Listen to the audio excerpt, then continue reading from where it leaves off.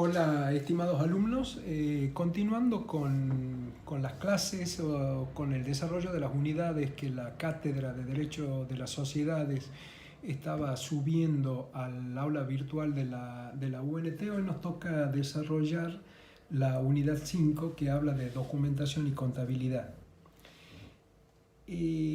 Años de profesor analógico, podríamos decir, en donde nosotros entendíamos que la mejor forma no era dar una clase donde alguien hable y alguien escuche, sino que lo que realmente enriquecía era tenerlo frente a frente, o la participación de ustedes. Ha sido dejada de lado. Este tema de la pandemia, del COVID, nos ha encerrado, nos ha sacado del ámbito natural de estudio que era nuestra querida facultad, estas aulas tan queridas de la Facultad de Derecho, y hoy estamos acá. Esto no es un aula, es un escritorio. No sé dónde lo podrán ver ustedes, pero cambió. Cambió. Sabemos de las dificultades que esto traerá, como ser la dificultad del acceso de ustedes a dispositivos para ver las clases. O sea, no todos tienen una computadora, creo que todos tienen un celular, pero tenemos las dificultades de conectividad que se irán superando en el futuro, como para que esto que hoy en día creemos que es normal, pero que es totalmente anormal, tener que hablarle a una cámara de un celular, quizás se vuelva cotidiano. Esta es la primera clase que lo hago de esta manera, así que seguramente iremos corrigiendo o modificando errores. La forma de desarrollar este tema, como todo en la facultad, era que la materia estaba estructurada en unidades de estudio que nosotros le llamamos bolilla, o sea, por el sistema del bolillero. No sé si seguirá existiendo eso, quizá cambie. Acuérdense que no tenemos que tocar, no tenemos que tocar cosas, pero esas unidades de estudio en este caso están estructuradas en un orden. En el caso de la documentación y contabilidad, vamos a ver de que nos piden de que tratemos los libros y los registros societarios, el balance y los estados contables, los dividendos y los derechos de los socios. O sea, al menos así está estructurada esta unidad. A los fines de entender esta unidad o los temas que están en esta unidad, nosotros hemos pretendido hacerlo desde un trípode. Uno es un Power que hemos subido, que se va a subir ahí al aula virtual de nuestra materia. Otro es este video, que la pretensión es que no sea muy largo, o sea, que sea lo más corto posible, como para que podamos mantener la atención. Y el tercer punto es el libro. Los libros que están subidos ahí, entre los cuales está el Manual de Sociedades del Dr. Víctor, que trata este tema que es bastante abstracto. Lo trata de una manera muy amena, que lo trate de hacer ameno. Lo que no quería era respetarle el orden en que está puesto los temas adentro de la bolilla, porque comenzar a hablar de libros, luego de balance, va a hacer de que nos metamos en un tema abstracto sin lograr entender. Yo pretendo dar vuelta a esto y empezar desde el punto 3, que habla de los dividendos. Toda la actividad del hombre tiene una finalidad.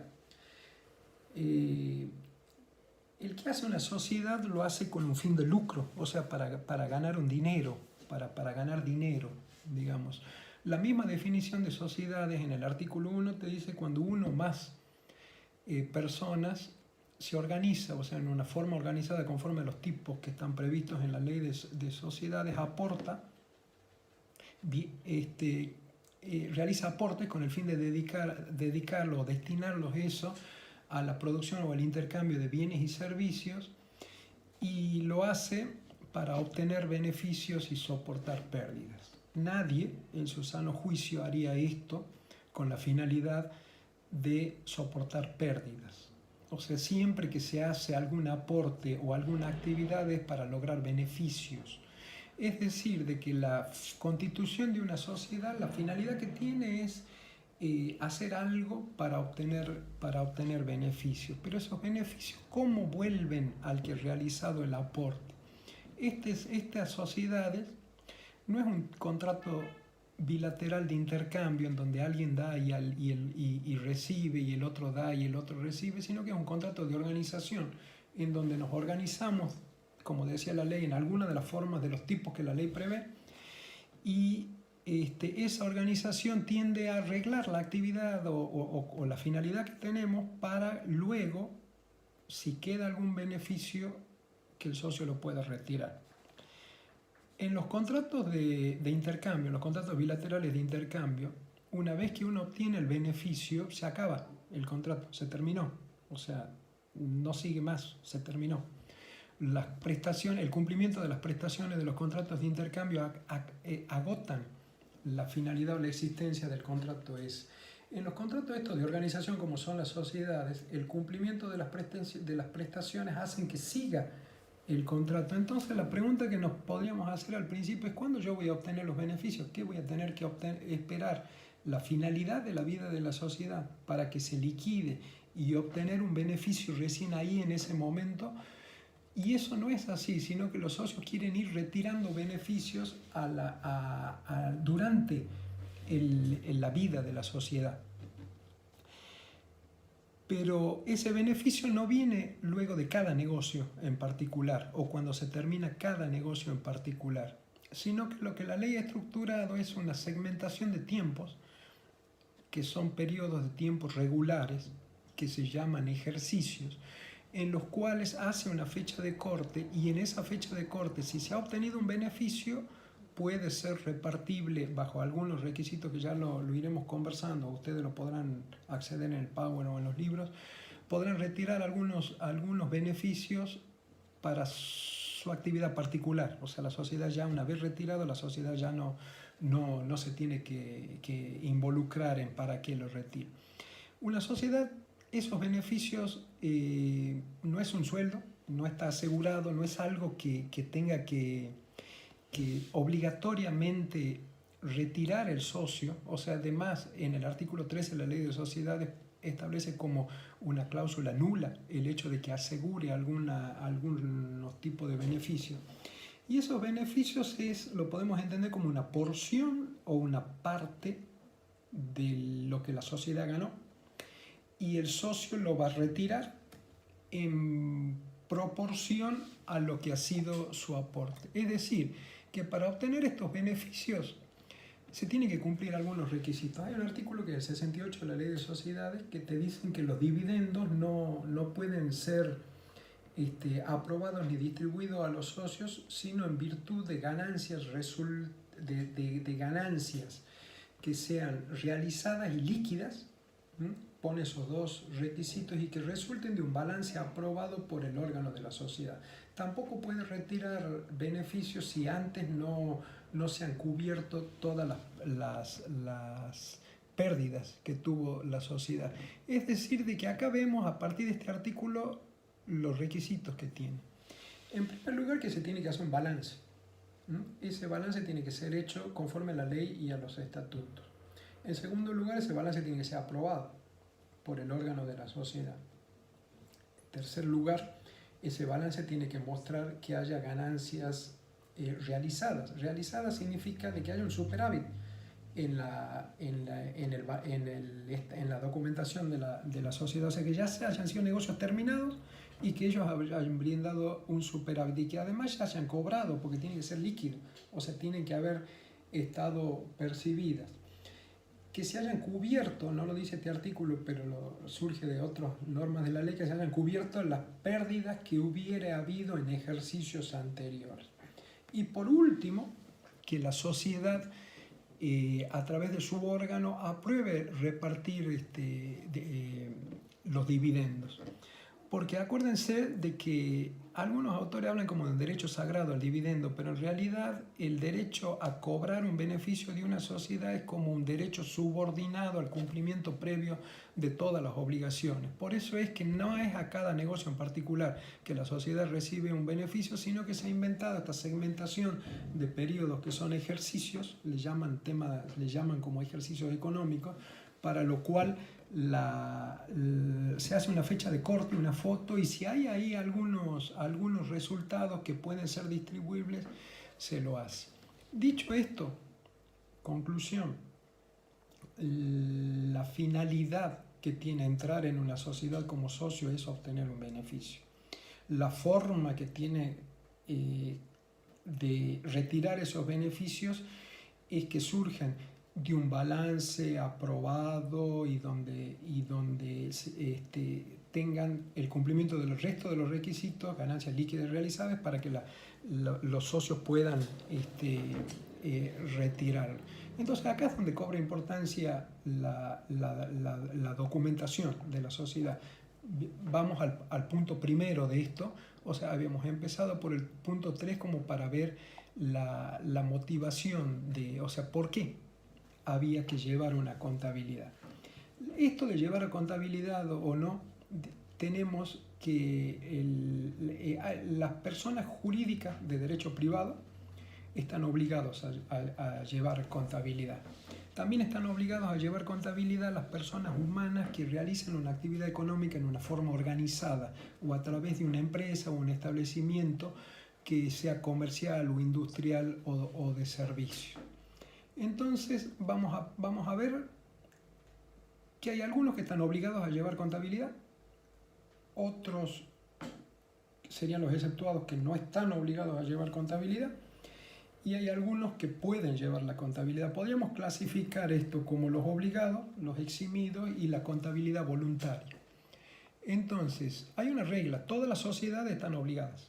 Las personas jurídicas de derecho privado, como son las sociedades, están obligadas. ¿Quiénes están exceptuados? Las personas humanas que realicen actividades que no estén organizadas en forma de empresa y que no tengan unos establecimientos comerciales. O sea, serían las profesiones liberales. Nosotros, los abogados, los contadores, los médicos, esos estarían exceptuados.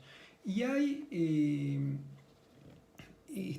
algunas personas que sin estar obligadas pueden querer llevar contabilidad, pero para ese caso hay que presentarse en los registros y pedir la rúbrica de la documentación que sea necesaria para incorporar la contabilidad. ¿Cómo se lleva la contabilidad?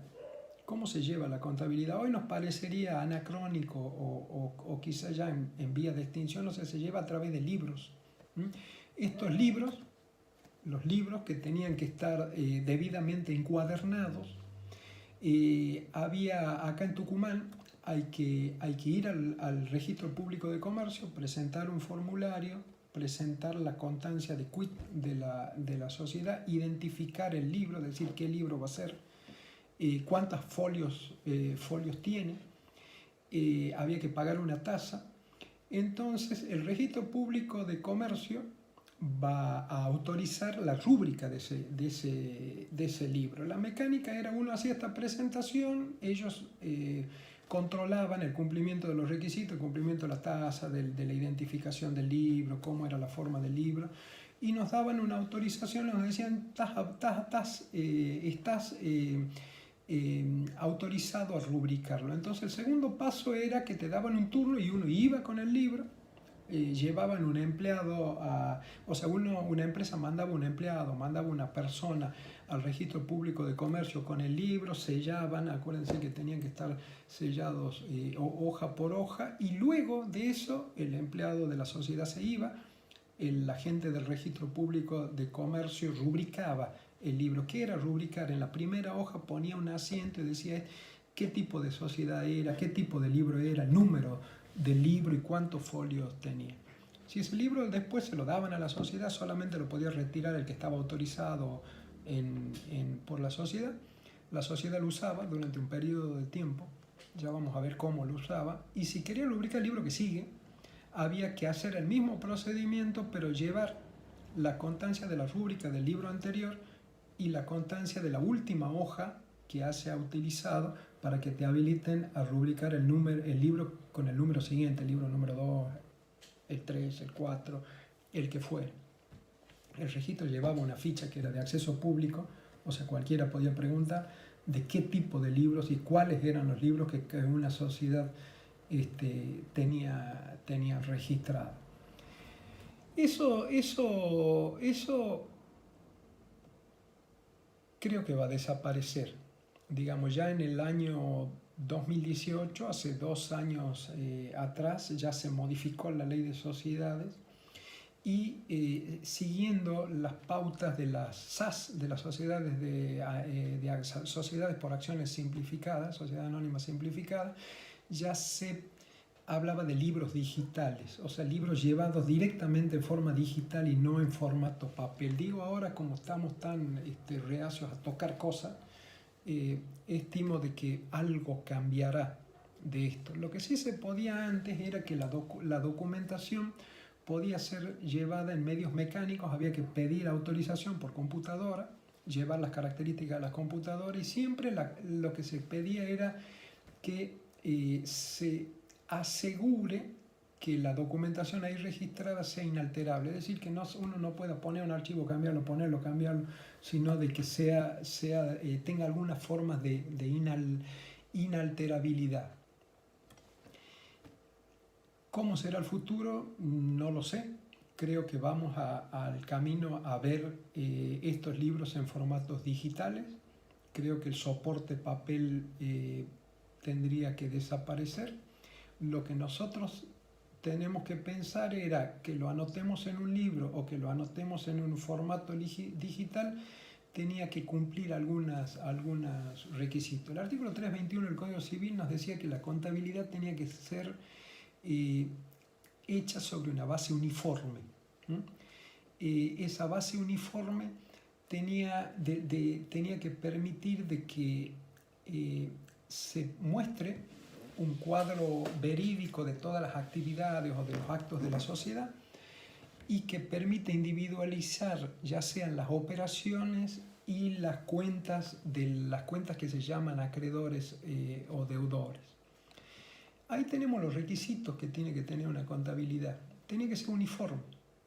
O sea, el criterio de registro tenía que ser uniforme. No podía empezar anotando sobre una forma y cambiar la otra.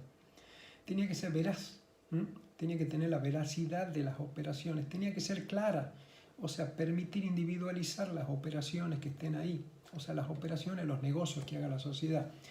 Y tenía que poder permitir saber identificar las cuentas acreedoras o deudoras. Ya después cuando veamos balance vamos a tratar de hablar sobre eso.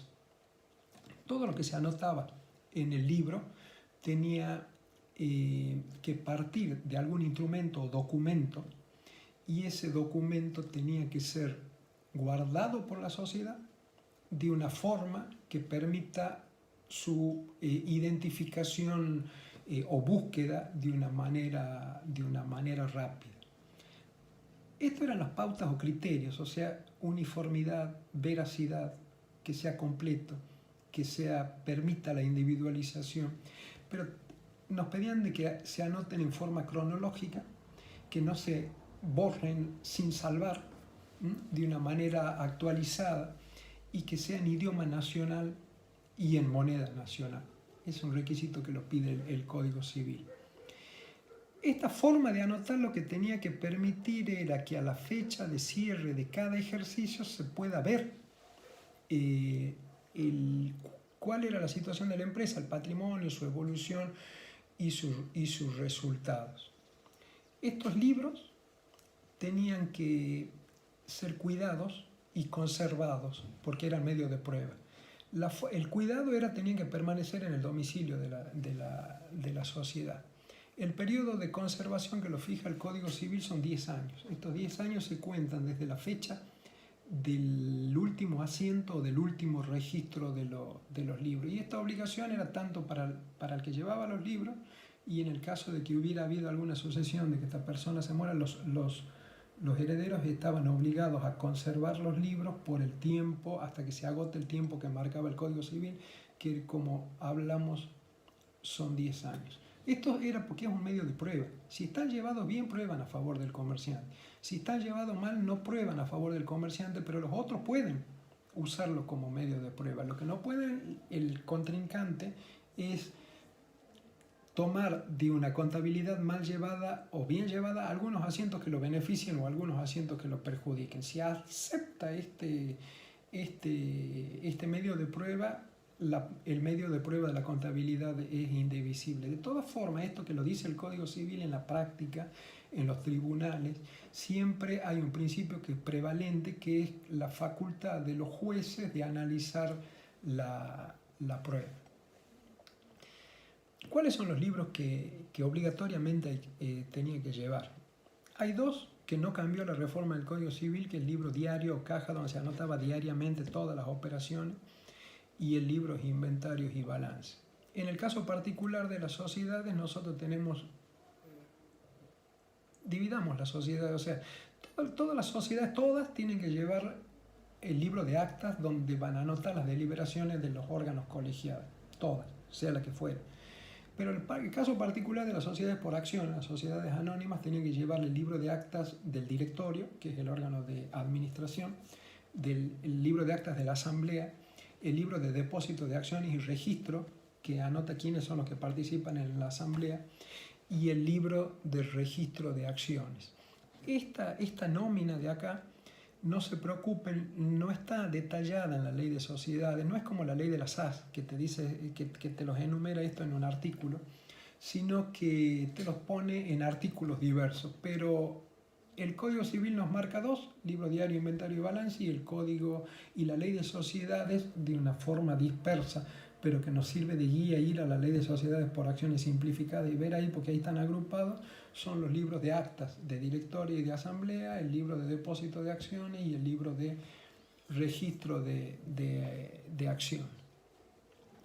Dentro de estos libros hay un libro que es el libro de inventarios y balance. En ese libro tiene que ser incorporado el balance. Pero ¿qué es el balance? O sea, ¿qué hacemos el balance? El balance es un documento, un conjunto de documentos que nos va a mostrar una situación económica y financiera de una empresa en un momento determinado. Es decir, sería como una foto de cómo le fue a la economía en un día determinado. Normalmente las sociedades tienen una fecha que es estándar, que es la fecha de cierre de ejercicio, que está fijada generalmente al 31 de diciembre de cada año. Cada sociedad lo puede poner el día que quiera. O sea, no es necesario de que sea el 31 de diciembre. Hay algunas sociedades, como por ejemplo las jugueteras, alguien que venda juguetes, no es bueno de que tenga el 31 de diciembre porque tiene la venta de juguetes en Navidad y en Reyes, 6 días antes, 6 días después, y le causaría un problema, digamos. También así, cada sociedad tiene que respetar cuál es la actividad para fijar la fecha de cierre de ejercicio, pero te ponen una fecha de cierre de ejercicio. Hay disposiciones del Código Civil que regula el tema de la elaboración de balance, el 326 del Código Civil y Comercial, y hay disposiciones de la Ley de Sociedades, artículos 63 a 72, está tratado el tema de los balances. Esta muestra un estado estático a una fecha determinada que nos va a permitir saber si esa sociedad ha tenido beneficios o no. Acuérdense que la finalidad de todo esto era que el socio que ha invertido en la sociedad, que lo ha hecho con un fin de lucro, puede ir retirando beneficios durante la vida de la sociedad, pero esos beneficios van a poder ser retirados si antes han estado expresados en un balance. Entonces es una foto a una fecha determinada, o sea, cada balance.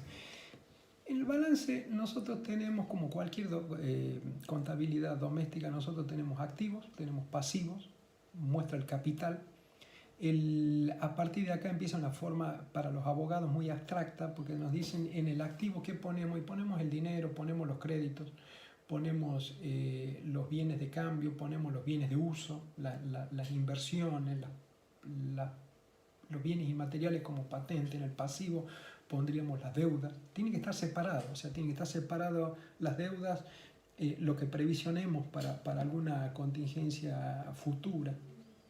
En el balance tienen que estar las reservas que formen la sociedad. Acuérdense que no es que gané 2 pesos y reparto 2 pesos, sino que gané 2 pesos y la ley te exige de que tengas alguna reserva para mantener la vida de la sociedad. Hay algunas reservas que son obligatorias, como las reservas legales. La ley expresamente te dice de que desde que lo que ganas hay que destinar el 5% a una reserva legal, y ese 5% tenés que ir destinándolo hasta tanto llegues al 20% del capital.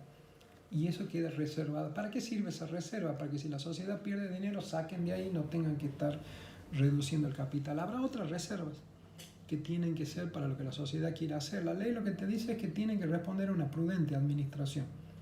O sea, si la sociedad quiere invertir en algo, tendrá que reservar dinero, como hacemos todos. Queremos comprar bienes que están dentro de los montos del giro mensual nuestro y bueno, gastamos. Ahora, si queremos comprar un bien de alguna magnitud de que no podamos llegar a completar el pago en un mes, y bueno, tendremos que ir ahorrando. Entonces eso es lo que se va reservando. El balance tiene que ser presentado, como decíamos, con los criterios de antes. Tiene que permitirnos ver con claridad cuál es la situación de la empresa. Tenemos que distinguir cuál es el activo, tenemos que distinguir cuál es el pasivo. Hay unos principios de contabilidad que hacen que difieren de que se tenga que clasificar el activo en corriente o no corriente. Corriente es todo aquello que yo tengo o que, por ejemplo, habíamos dicho el dinero, lo tengo, es un activo corriente. Los créditos, pero los que yo pueda cobrar dentro de los 12 meses de la fecha de cierre de ejercicio. Eso es corriente. Las deudas tienen el mismo criterio. Lo que debo en el próximo año es deuda corriente y el pasivo corriente. Y lo que debo y tengo que pagar de acá a 5 años es pasivo no corriente. ¿Para qué se clasifica esto? Para ver cuál es el estado de esa sociedad. Recuerden que el balance tiene finalidades para todos, o sea, tiene finalidades para los administradores para ver si están llevando bien o mal su negocio, tiene finalidades para los socios que han confiado su dinero a una sociedad y se lo administran terceras personas, o sea, una especie de mirar cómo están administrando su inversión.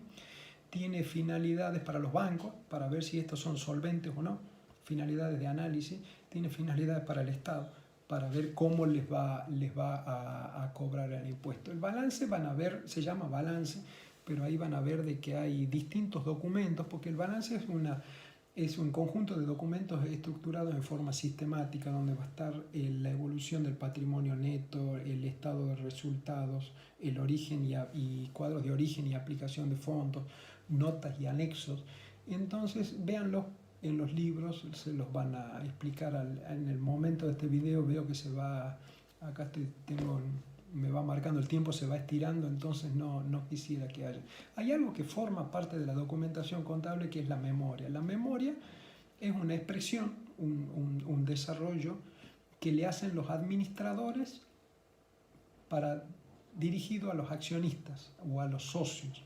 Y eso es una explicación de carácter subjetivo, o sea, ellos ponen lo que ha acontecido en la sociedad, pero no tan solo lo que ha acontecido, sino también las proyecciones o cómo creen que va a ir los negocios de la sociedad hacia el futuro. La ley de sociedad, en el artículo 66 establece una enumeración, la podemos ver, de elementos que tiene que componer una memoria. Esta memoria, más el balance, más el inventario, es lo que se va a someter a aprobación o a consideración de la asamblea, para que la asamblea lo apruebe. Ahora,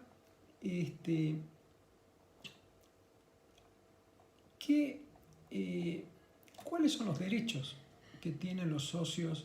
O sea, ¿cómo funciona esto? Digamos, una asamblea es un acto complejo. O sea, no es que la asamblea dure un día, sino que una asamblea es algo que se nutre de una serie de actos que comienzan cuando el directorio convoca a la asamblea. Cuando el directorio convoca a la asamblea tiene que estar, o el órgano de administración, tiene que estar ya esta documentación, este balance ya tiene que estar. Pero si el balance lo conocen solamente los directorios o los gerentes y no los socios o los accionistas, luego estos cuando vayan a la asamblea va a ser totalmente tedioso o improductivo porque no van a poder tener las herramientas necesarias para saber si van a votar la aprobación o el rechazo. Entonces la ley lo que exige es que el balance y toda la documentación que se vaya a tratar en la asamblea sea puesta en la sede social, sea depositada ahí y esté a disposición de los socios para que los socios puedan retirar copias y producir el análisis. Es decir, hay un derecho de información. Cuando se habla del derecho de información en la ley de sociedades tenemos uno que es el del artículo 55, que es cuando cualquier socio puede ir y pedir documentación en cualquier tiempo. Tenemos otro, que es cuando la sociedad tiene sindicatura, que ya no es que un socio puede ir y pedir, sino directamente a la sociedad, sino que tiene que ir al síndico a pedirle la información al síndico. Y este es otro derecho de información que es más amplio, que dura 15 días, que son 15 días antes de una asamblea, y es cuando la documentación está ahí, los socios pueden ir a recabar información. ¿Información para qué? Para nutrirse de conocimiento y puedan ir y votar la aprobación. El derecho a votar, a aprobar o rechazar es irrenunciable. Y si ellos, acuérdense de que una sociedad forma voluntad por mayoría. Si hay socios que mayoritariamente han aprobado un balance y hay socios que entienden de que a pesar de que le hayan ganado los números en votación hay faltas o vicios, porque acuérdense que el balance tiene que ser hecho conforme a la ley y conforme a los estatutos. Si eso no es así y hay causas de nulidad, pueden impugnar la aprobación del balance y para ello disponen, la ley de sociedades establece en el artículo 251 un plazo de caducidad que son 3 meses desde la fecha del cierre de la asamblea. Desde que el día que se terminó la asamblea tienen 3 meses para producir la impugnación por ante los tribunales. Tema impositivo. Todo lo que es la ganancia de la sociedad se tiene que repartir. No, hemos visto de que los acreedores tienen un derecho al... Yo no creo, no comparto eso que es un derecho sagrado al dividendo, sino que es un derecho subordinado al cumplimiento, porque así como cuando se termina una sociedad, el socio tiene derecho a retirar lo que hubiera quedado, pero tiene el derecho a retirar una vez que se han pagado las deudas. Bueno, así también durante los ejercicios los socios tienen un derecho a obtener un beneficio, pero ese beneficio está subordinado a que primero se hayan cubierto las deudas, se hayan pagado los impuestos, se hayan previsionado para que la sociedad pueda seguir funcionando. El tema impositivo acá en Argentina antes les cobraban el 35%, digo antes porque a partir del año 2018 que ahí en el Power van a ver un cuadro, entonces siguen cobrando el 35%. La diferencia es que antes se le cobraba a la sociedad y no se le cobraba al accionista y ahora se les cobra un 20% a la sociedad y un 13, un 15% a los accionistas. Pero eso que se le cobra a los accionistas se les cobra en el caso que retiren dividendos, es decir, es como que le han querido poner una zanahoria para que reinviertan en la sociedad. Esto está cambiando. Días antes de la fecha del cierre del ejercicio anterior, del 31 de diciembre del año pasado, cambió la forma impositiva. Esto seguramente va a cambiar. Lo que sí tenemos que ver es que el balance, así como tenía finalidad para la obtención de los dividendos, también tiene finalidad para la voracidad fiscal del Estado de cobrarles a las sociedades y les cobra casi una tercera parte de lo que resulta como beneficio. Hasta acá creo que llegamos. Como les dije, la idea es un video que tienda a la introducción del tema. O sea, ustedes tienen un Power ahí que pueden seguir, tienen los libros como el del doctor Vítor, lo que lo trata de una manera amena a un tema que es totalmente abstracto, por lo menos para nosotros los abogados, como este tema de la documentación y contabilidad societaria. Nos quede la idea de que esto no es algo que puedan o no hacer las sociedades, sino que están obligados, y si no cumplen con esa obligación, generan responsabilidades para el directorio. Y si los directores pagaron dividendos anticipados o pagaron dividendos sin estar aprobados por el balance, eso pagado irrepetible por la sociedad, o sea, la sociedad lo puede pedir, y los directores son solidarios y limitadamente responsables por esa obligación. Entonces, espero que haya sido de claridad. Hemos llegado a 35 minutos, yo no quería pasar de 30, pero llegamos hasta acá. Pueden verlo esto, seguramente iremos corrigiendo en el futuro la forma de exposición. La idea sería que vean esto primero, vean el Power y los libros después, y seguiremos en contacto desde la cátedra en la forma de subir ya sea videos o Power o contestando preguntas, para que podamos seguir conociendo lo que es el desarrollo de los temas que están en el programa de estudio. Hasta acá llegamos, y espero que haya sido claro y de utilidad. Aunque no nos veamos, un abrazo a todos y que estén bien.